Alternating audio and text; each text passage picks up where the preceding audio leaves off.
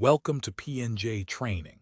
If you work with receivables, loans, or any financial asset measured at amortized cost, there is one accounting standard you need to understand thoroughly, a SC 326, known as CECL.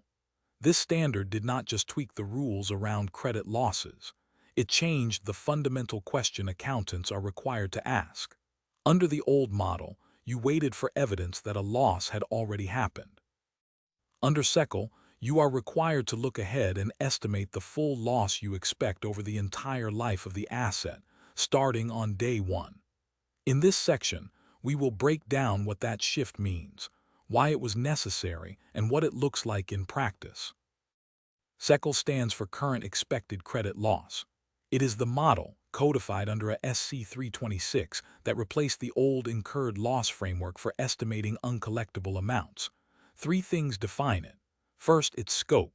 CECL applies to financial assets measured at amortized cost, which includes trade receivables, loans, and notes receivable. Second, its trigger. Unlike the old model, there is no waiting for a loss event to occur. Third, its measurement. A company must estimate and record the full lifetime expected credit loss from the moment an asset is first recognized. That last point is the heart of the standard, and understanding it is the key to everything that follows. To understand why CECL exists, you need to understand what went wrong with the old model. Under the incurred loss approach, a company could only record a credit loss when there was objective evidence that a specific loss event had already occurred, and the loss had to be considered probable. On the surface, that sounds conservative and prudent. In practice, it created what you can see illustrated here, a growing gap between the actual deteriorating credit health of a portfolio and the losses actually recorded on the books. During the 2008 financial crisis, banks held loan portfolios where customers were clearly struggling, delinquencies were rising, and credit quality was collapsing. But because no specific documentable default had yet been confirmed for each individual loan, the rules said, "No loss yet."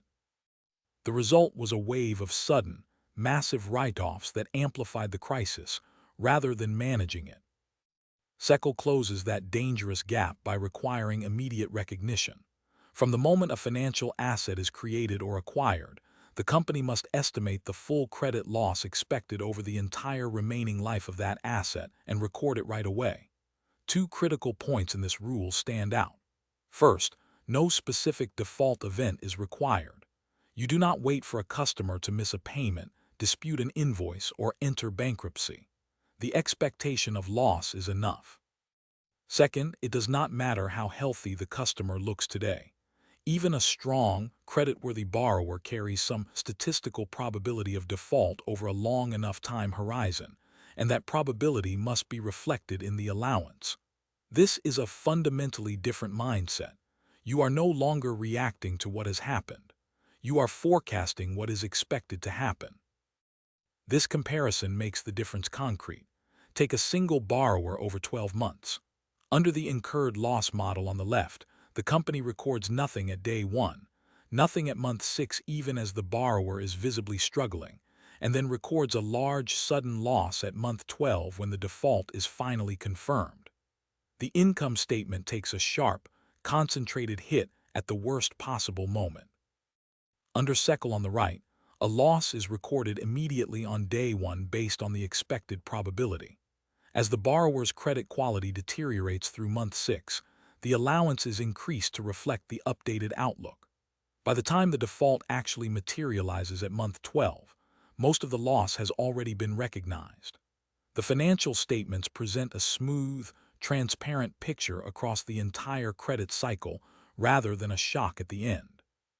Here is the full diagnostic comparison side by side. The trigger under the old model was an incurred loss event. Under a SC 326, it is immediate day 1 recognition. The probability threshold, which used to require that a loss be probable before it could be recorded, is entirely eliminated under CECL.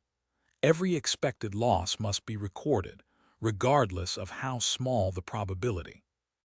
The information set also expands. The old model used only past events and current conditions. CECL requires historical data plus current conditions plus reasonable and supportable forecasts of the future. The time horizon shifts from near-term losses to the full remaining lifetime of the asset, and the timing changes from delayed recognition to immediate recognition that is adjusted as credit quality evolves. Each of these 5 dimensions represents a meaningful operational change for accounting teams. Let us make this real with numbers. A company issues $1 million in new invoices. Its historical loss rate, adjusted for current conditions and forecasts, is 2%. Under CECL, the company records a $20,000 credit loss expense on the same day those invoices are created. The asset sits on the balance sheet at $1 million, and the allowance for credit losses immediately offsets it by $20,000. There is no grace period. There is no waiting to see how collections go. The income statement is affected on day one, and the balance sheet reflects the company's best estimate of what will not be collected over the full life of those receivables. For finance teams used to the old model, this timing shift requires a real change in how estimates are built and when journal entries are made. CECL redefines what credit loss accounting is. It is no longer purely a record-keeping exercise that looks backward at what has already happened. It now sits at the intersection of historical record-keeping and financial forecasting. Companies must combine their knowledge of past events and current conditions with reasonable and supportable forward-looking forecasts to arrive at the allowance. That is a discipline that used to belong to Treasury and risk functions. Under a SC 326, it is now a core accounting responsibility.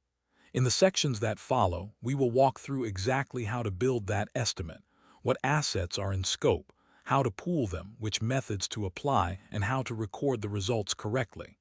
Thanks for watching. If you found this useful, subscribe to PNJ Training for more videos like this. Thank you for watching. Subscribe for more training from PNJ Group.